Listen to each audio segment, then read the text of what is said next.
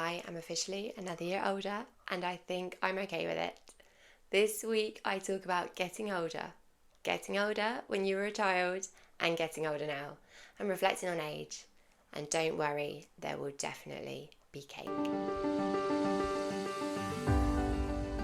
Hello and welcome to the Happy Thriving Mums podcast, the show that talks about the simple actions busy mums like you can take to prioritise your own happiness, health and fitness. And it doesn't stop there. This show also includes amazing stories from inspiring women who help others to be the best version of themselves. Because if you feel great, you thrive, and so does your family. Let's get started. Hello, yes, this week, actually today, if you're listening to the podcast, the day that this episode is released, it is my birthday. Hooray! I'm another year older, another year wiser, maybe. Who knows? How do you feel about birthdays? How do you feel about birthdays now compared to maybe when you were younger? They're strange beasts, aren't they? There are so many different schools of thought as an adult about birthdays. You get those people who choose to spend the day as if it is a complete non-occurrence. They almost don't even recognise it's happened. They don't see it as an out of the ordinary day. They just treat it like any other. They don't tell a soul, and that's it. Over and done with, nothing special. On the other extreme, you get those people who love to plan their birthday months in advance. We've all got those friends. They have a huge party, they tell everybody, they make it a very sociable occasion. They take cake into work, they go out for dinner or dinners, they make sure that they see every single person that they know. They wear a badge, they get a hat. They live like a princess or a prince for the day and just like absolutely love it. All about them. And then sometimes you get those people which I think are in between, which I reckon are probably the majority, and that's where I tend to sit. I'm happy for people to know that it's my birthday, but generally, especially just for kind of like a normal middly birthday, I just want to spend it with my family. I don't really feel like having a big party unless it's a big birthday, one of the milestones. And even then, my feelings can be mixed. It was my 40th a couple of years ago, and I was actually quite unsure about it. I didn't particularly mind the fact that I was turning 40. Obviously, I knew it was a big birthday. It was a big one, really. And actually, for me, in my mind, the 40th birthdays of my parents really resonate with me. I don't know if maybe they were they were the milestone birthdays, which I remember because when mum and dad had me, they were that little bit younger. So I think the first real recollection and memory of a big birthday was my parents' 40th. And I think there was a house party. I know my mum, there was a house party. And they were the ones which were really celebrated. So when I turned 40, I knew I wanted to do something with my family, but I actually felt quite unsure about a party. I also think it was because I'm still good friends with a lot of people that I went to school with, and so we were all turning 40 in the same year. And there was a lot going on that year. Lots of people did have parties, which was lovely. But in my mind, I thought about potentially having a big party for my 41st instead, just to kind of extend the fun and not have all the parties in the same year at the same time. But I think I was convinced otherwise. So in the end, instead of having a massive party, what I went with was having a group of my good friends round for dinner. And actually that was lovely. It was great. And I really enjoyed it. And I'm so happy that I did it that way. It just worked. But how does birthdays and the thought of birthdays and celebrate them come to this? It's really interesting. I think I'm right in saying that pretty much every child looks forward to their birthday. It doesn't matter their age, it doesn't matter if it's still 10 months away. You mention the word birthday and there's a special twinkle in their eye that shows how excited they are about their special day.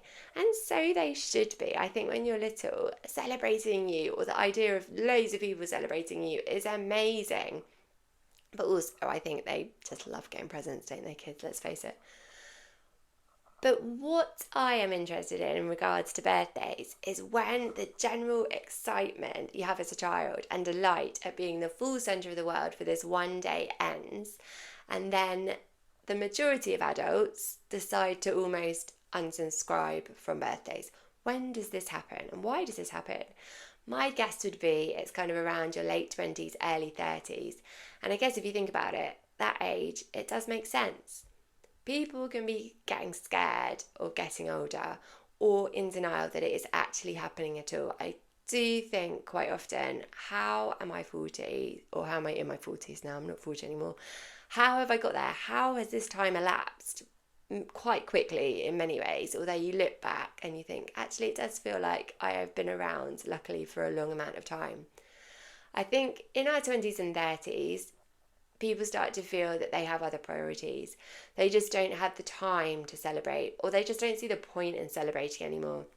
Some might not have the money to celebrate, or in the way that they might like to. Others might just not be bothered at all.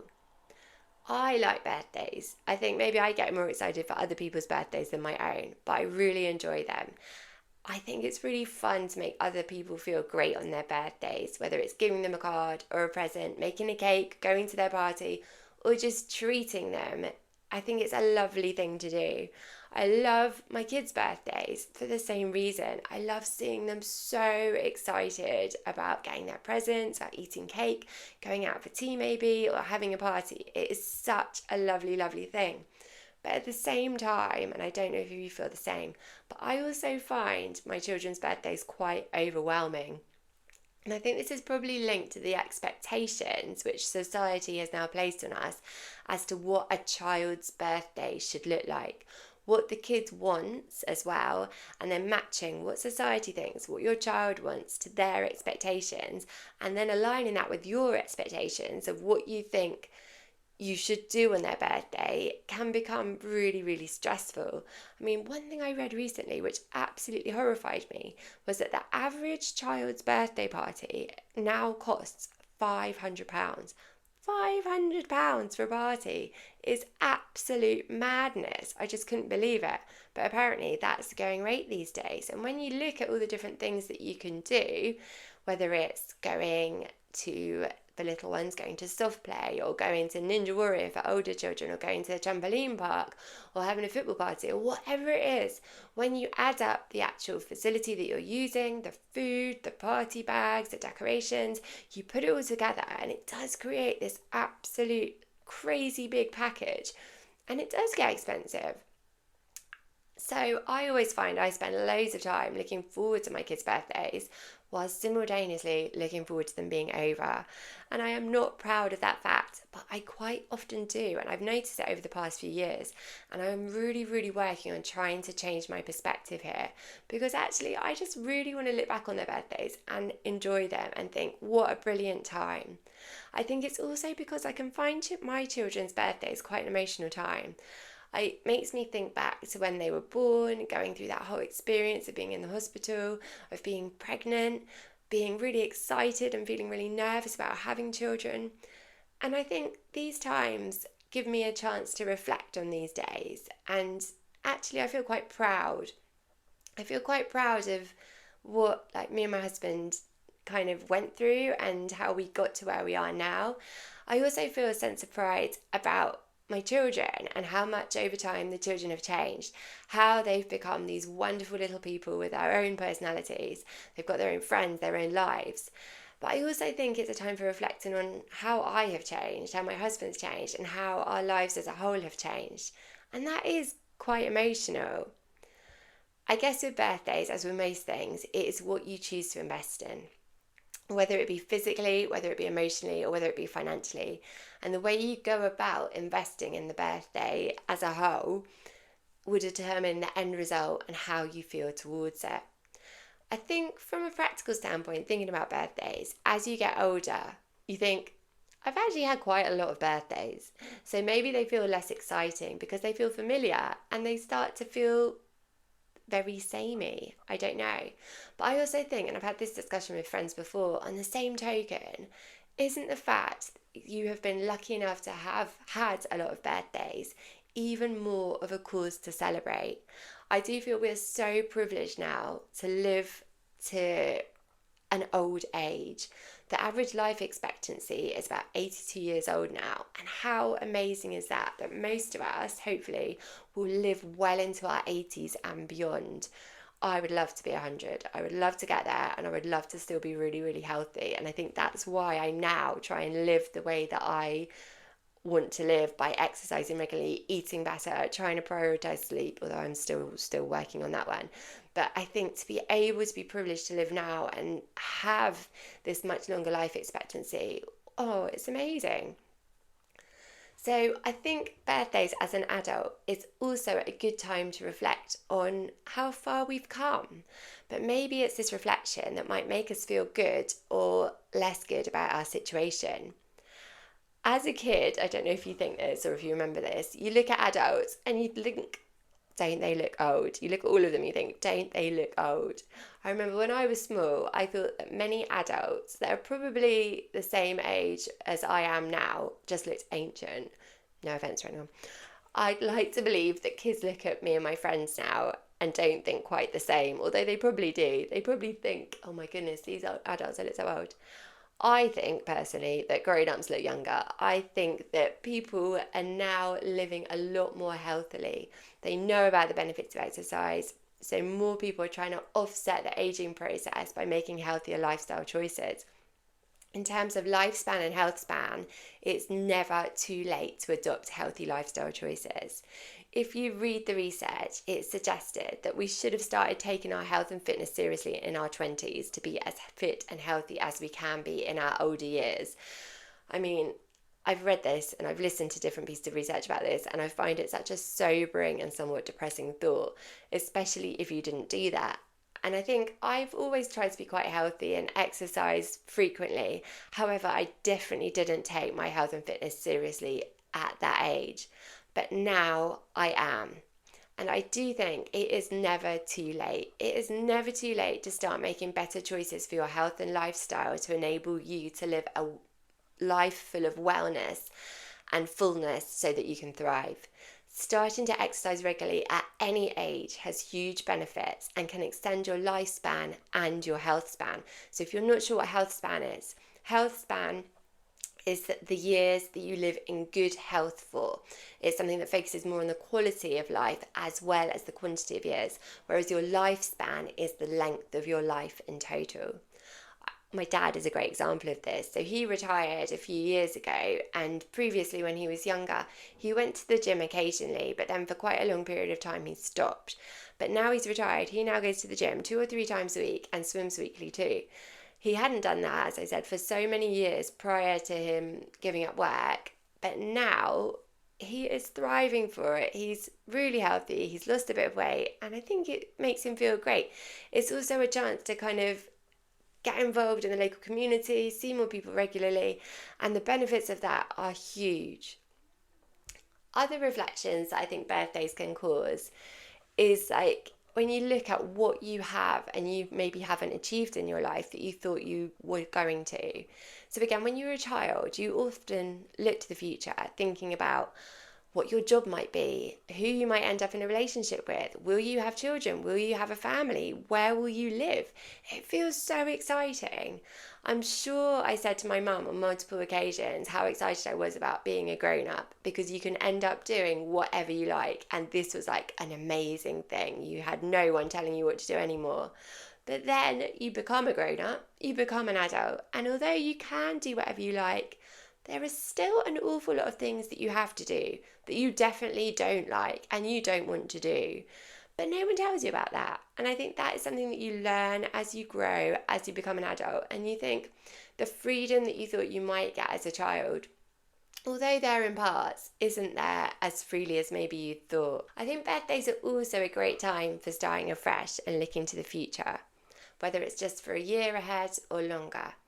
I think I prefer to do this at the start of a new birthday year rather than January the 1st. I think it sits better because it's actually a date which is really personal to me, and therefore looking ahead and setting almost birthday resolutions, for want of a better term. I prefer goals, but setting kind of a birthday goal for the year ahead is a really, really powerful thing to do. Another thing that I think can be really good to do is to actually look ahead to your next big milestone birthday. So my next birthday is going to be 50, my next big birthday. And that is half a century. I mean, wow, that sounds old.